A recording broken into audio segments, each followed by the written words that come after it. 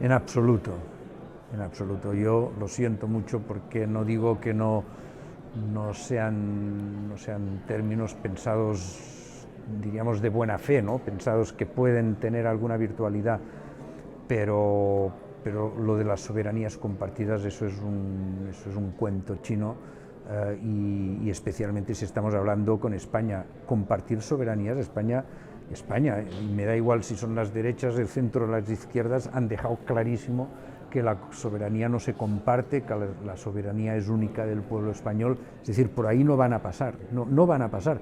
Hombre, si me dices dentro de 100 años o de 60 años, pues no sé, tampoco ya no me importa, no voy a estar, pero en un horizonte razonable de 15, 20, 25 años, eso no va a cambiar. España no va a cambiar, tendría que derrumbarse España entera, tendría que haber un cataclismo interno que de momento yo no lo puedo imaginar, ni soberanías compartidas, ni este tipo de situaciones.